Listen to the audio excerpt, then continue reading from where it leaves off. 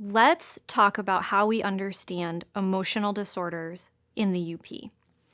Emotional disorder is a term that we use to refer to a wide range of concerns that are characterized by difficulty managing emotions. Unlike diagnoses, which require a very specific set of symptoms that a patient must have in order to meet criteria, emotional disorders are based on a functional model. And what this means is that different symptoms are conceptualized similarly if they follow the same functional pattern.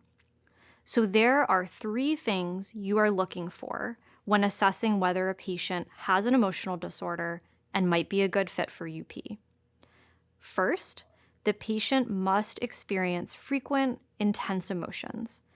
Here, it can be helpful to ask patients what emotions they're struggling with. And do they seem to have stronger reactions than other people they know? Have other people told them that their responses seem more intense than maybe fits a certain situation? Or does it take them a long time to get back to baseline once an emotion has fired? Second, the patient has negative judgments about their emotions. They believe these emotions are unacceptable, intolerable, or maybe that they'll last forever. To assess this piece, you can ask questions like, do you beat yourself up for having certain emotions? Do you tell yourself you shouldn't feel this way? Do you sometimes think your emotions are irrational? Or do your emotions feel uncontrollable at times? Third, and finally, patients engage in efforts to escape, avoid, or suppress their emotions.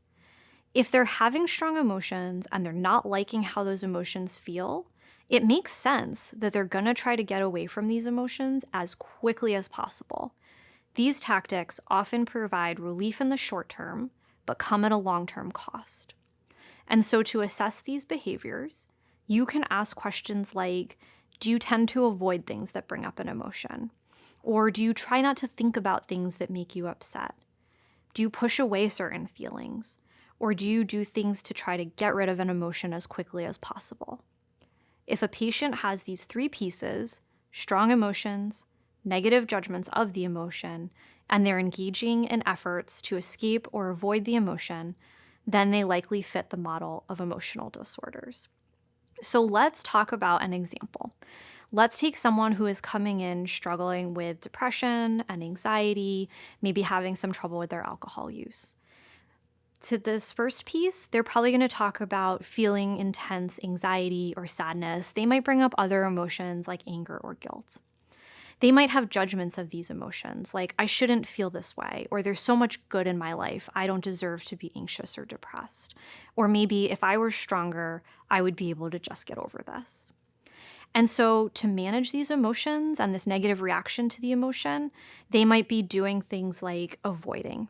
Maybe they avoid going to the grocery store when it's crowded or talking about difficult topics with friends or partners. They might be using alcohol to escape or avoid their emotions, right?